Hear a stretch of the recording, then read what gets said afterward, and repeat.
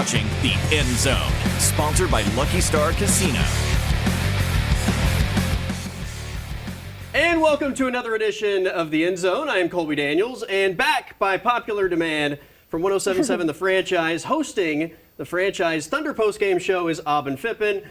What a first two games of the Thunder Nuggets series in Oklahoma City. Nothing to talk about, I'm sure, in those postgame shows, but welcome back to the show. Thank you. I don't know about popular demand, but I'll take it. I'll take it. Back by demand, at least. How about that? That works. Aubin is with us for the second week in a row. Last week, Aubin, we talked about what might be with the Thunder Clippers or the Thunder Nuggets. Since then, not only did the Nuggets win that first round series, but we've had two games in Oklahoma City, getting ready for two games in Denver over the weekend. It's been a fun series, and I don't know about you. I didn't necessarily think that this was going to be an easy path for the Thunder. I also don't think it's going to go 7 games, but these first two games have been a wild roller coaster. Yeah, I don't think there's an easy path whenever you play a Nikola Jokic, and he showed that in game 2, I believe it was game 2 or game 1. Game 1, yeah. He had the 40, 20. I mean, just doing things that he's always done. And we knew that he was due for at least 1 or 2, 3, 4. I mean, honestly, he could do it for almost every game the way that he plays. But game 1, I mean, so many up the whole time, mainly until the end is down. And you're like, I honestly didn't comprehend the ending of that game until I'm walking out of the stadium with Matt Burton going to postgame show. I'm like, what just happened? What did we just witness? Because obviously a lot of things led up to the end of that fourth quarter. And, I mean, a lot of things gone wrong. You don't make free throws. Some argue it's bad coaching, but I kind of disagree. It's kind of a soft topic with some people on Twitter. But, Sure. No, I mean, crazy 2 games. All around a great series so far. Well, let's talk about that game 1 a little bit because it was weird. You have Jamal Murray off to the fast start, right? Denver looks like they're playing good basketball out of the gate. But then, like, once the Thunder got going, I guess, and sort of like put the rust behind them, it was all Thunder for the majority of the night. And you get to the end, and all of a sudden, I never felt like the momentum swung to Denver. It was never a game down the stretch where I felt like, oh man, they're in trouble. Denver they just slowly chipped away, and it was like, Thunder mistake, open the door, Denver capitalizes. Thunder mistake, open the door, Denver capitalizes. But it never felt like Denver just roared back into it. So when they won, you didn't really feel it coming, right? Like it was just like a shock, like that actually happened, despite the fact that they had just chipped away to the point that it's a 1-point game late. You mentioned the coaching situation.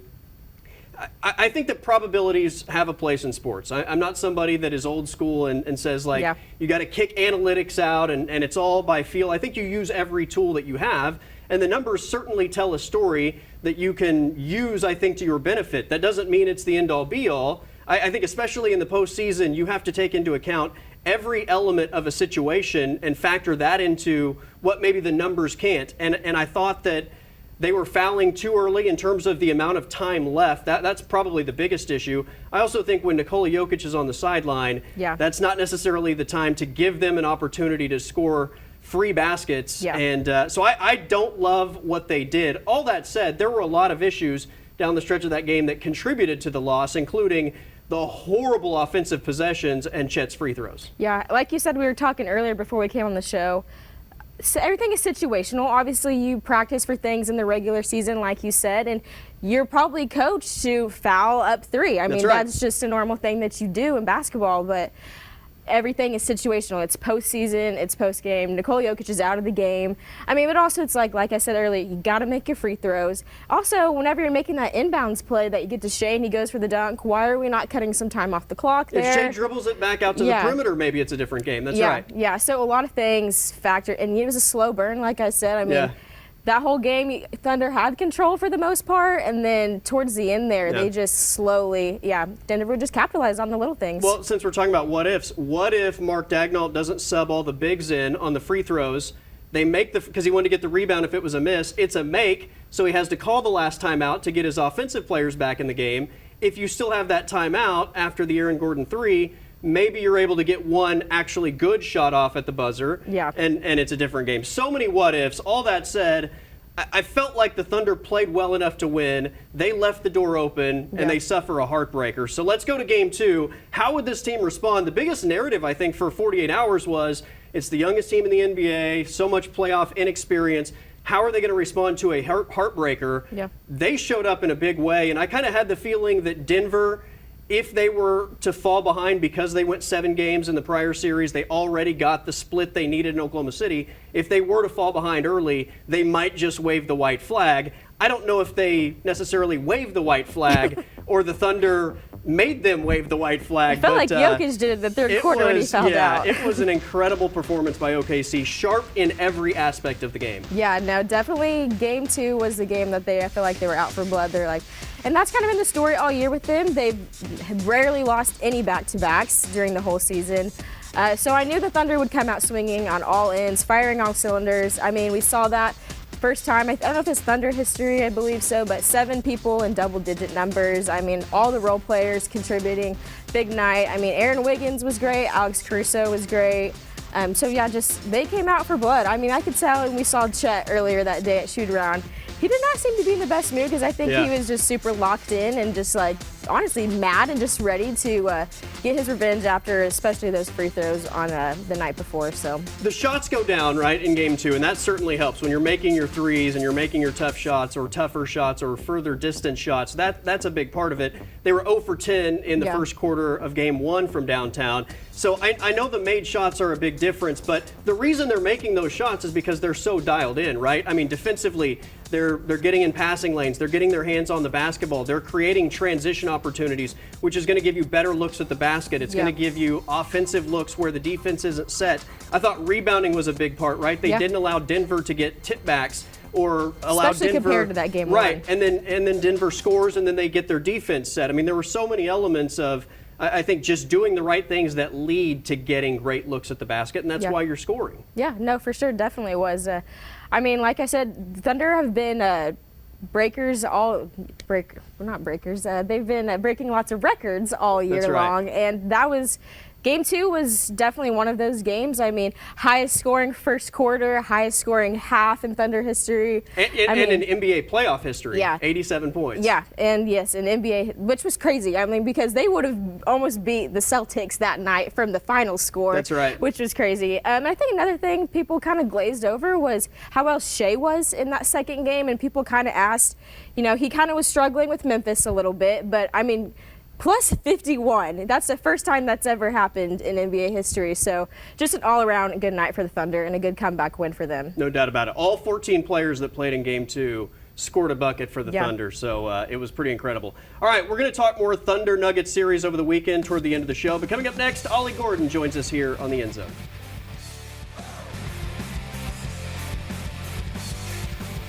I'm excited to welcome our next guest. He is Ollie Gordon. Ollie, welcome to the End Zone, a place that you are very familiar with. I believe the number is 40 career touchdowns at Oklahoma State, but we're happy to have you. Congratulations on being drafted by the Miami Dolphins and becoming a member of the National Football League. Yes, sir. Thank you. Thank you.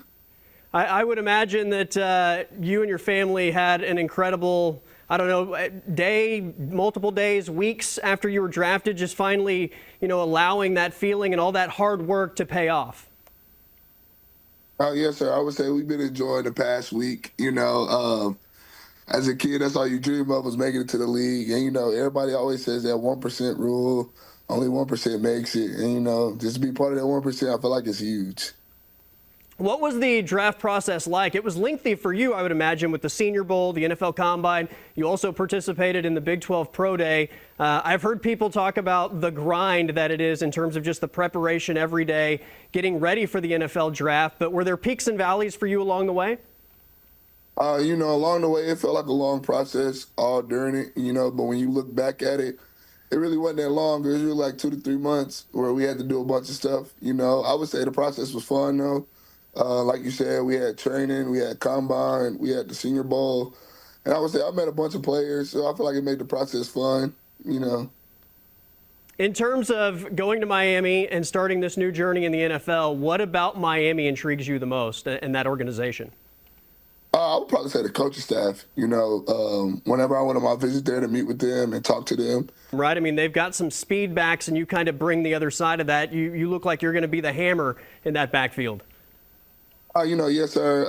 If you look at, I think I'm more on the bigger side of the backs, and Coach Mike was telling me, sometimes we need a bigger back for certain occasions, and I feel like I fit that role perfectly, and I feel like I'll be able to get in there and get to work and make things work. In terms of your game and how it translates to the NFL and the thing, I did hear an interview with you, I feel like a couple months ago, where you were taking some pride in your past pro, especially when you were at Oklahoma State and how good you are in that aspect, probably because of your physicality. Yeah, I would say my pass pro is good. I wouldn't say it's the best or the greatest, but it's things I definitely can work on. And like I said, I feel like with my physicality, my pass pro is great. It's good, but I could definitely work on it technique-wise and get things better. Now, you wore number 0 at Oklahoma State. I believe Zach Wilson currently has number 0 for the Miami Dolphins. So if he doesn't relinquish the number, what's the plan for the Ollie Gordon Miami Dolphins jersey number? If I can't get 0, I think I'm going to go in and rock with 31. And I say 31 because I feel like that means something. It's 32 teams in the NFL. The Dolphins took me. 31 teams passed on me, so I feel like that means something. Do you have a list of all the running backs that went before you? I know there are players of different positions in the past that have kept track of the guys that go before them, and they make it a point to remember all of those guys maybe it's the chip on the shoulder, just adding a little motivation to the work ethic in terms of proving everyone wrong. Yes, sir. I think it was 14. I love it. I love it. Keep fueling that fire. All right, we are going to take a timeout. Ollie Gordon is our guest. We're going to put Ollie in the hot seat. It's Moving the Chains coming up next here on The End Zone.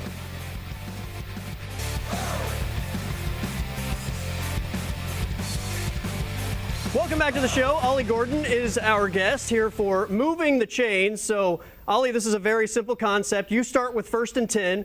I'm going to ask you questions, and depending on how well or not well you answer those questions, I'm going to give you positive or negative yardage. The goal here is to move the chains like you've done a million times. So this should be pretty easy. All right, yes, first down, 1st and 10. Question number 1. I want your all-time Oklahoma State fantasy football team. You get 1 quarterback, 2 running backs, and 3 receivers. But the catch here is you don't get to pick Barry Sanders because that's the obvious answer, right? So 1 quarterback, 2 running backs, 3 receivers, all time. Okay. If we're going all time, give me, give me Coach Gundy at quarterback. Oh, I love it. Out of the gate. 2 running backs I'll take. Give me Terry Miller, Thurman Thomas. 3 receivers. Give me Tylan Wallace, Dez Bryant, and at my slot, give me Brendan Presley. Oh, I love the answers. All right, I don't normally give a first down on 1st and 10. I think you've already picked up the first down, and we're going to try to get multiple first downs because I love the fact that you threw it back, and generally the young guys don't go back that far on the history timeline, so I appreciate the fact that you went way back in the archives with Coach Gundy and Thurman Thomas and Terry Miller. So first down, we got 1st and 10 again. So here we go. Question number 2. Would you rather have to cover Brennan Presley one-on-one or block Colin Oliver one-on-one? Which do you think you would have greater success with? I would say block Colin Oliver because all I got to do is put my body in the way. But with BP, he got any which way he can go. Colin going to have a special spot he want to get to. He got to get to the quarterback.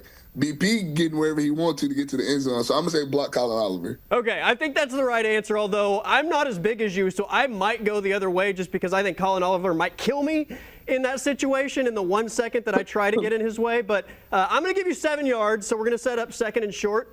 Good Okay. first down pickup. All right, question number 3.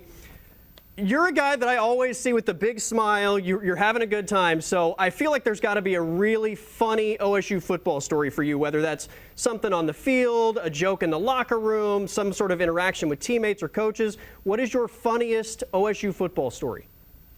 I would probably say my funniest OSU story would be my freshman year. We played Texas at homecoming here at Boone Pickett Stadium. And, I feel like we were like down 14 at halftime, I think. And, we came back at halftime and we won.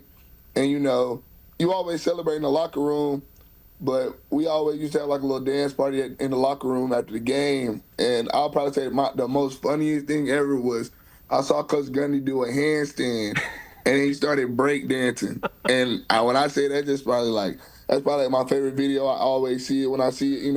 It's just a great video. Let's go touchdown here. Touchdown, yeah. Ollie Gordon with the Mike Gundy breakdancing story. I feel like we could probably just get Mike Gundy stories on all 4 downs and probably be pretty successful. We do have one more, Ollie. We'll set up another first down. Maybe you can get 2 touchdowns here. So okay, man. Let's see. This one is a hypothetical. If you were in a competitive eating contest, what would be your food of choice? What's the one thing that you feel like you would be really competitive in a competitive eating contest with?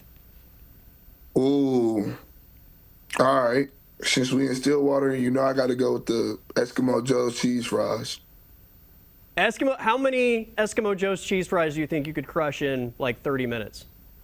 I could probably get through 2 plates, 2 to 3 plates probably. With some ranch, oh yeah, it would be good.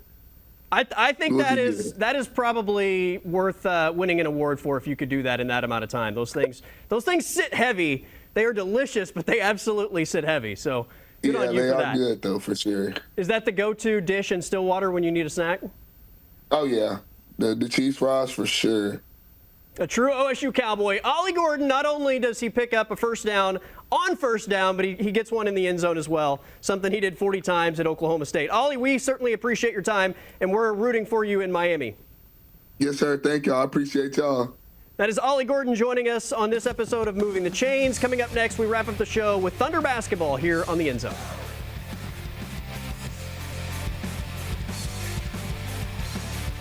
All right, welcome back one final time before we get out of here for the weekend. Aubin Fippen is our guest with 107.7 The Franchise, covering Thunder postgames as we get ready for a big weekend series. The Thunder split the 2 games at home this week. They're at Denver for games 3 and 4. We did finally get the announcement of games 5, 6, and 7. If it goes that far, game 5, we will have a game 5. That's going to be back in Oklahoma City on Tuesday. Game 6 will be in Denver next Thursday. And if it goes to a game 7, that's going to be a week from Sunday. So Tuesday, Thursday, Sunday of next week would be games 5, 6, and 7. If it goes that far. Now, maybe it only goes 5. That would mean either Denver takes games 3 and 4 on their home floor, or Oklahoma City is able to steal 2 on the road. In terms of, I guess, hitting the road now for these 2 games, Aubin, what are your keys, or what are you looking for out of these 2 road games for the Thunder? Keys, we need a hot Shai always a mouthful, Shai Gilgeous-Alexander. I think he needs to be hot along with J-Dub and Chet. If they get things going, I think it'll be really great for the Thunder. Role players are going to be crucial. Alex Caruso, he needs a good game defensively for them. And figuring out, I feel like the J-Will on Jokic kind of worked a little bit, so figuring out the big, that's going to really help with the Jokic.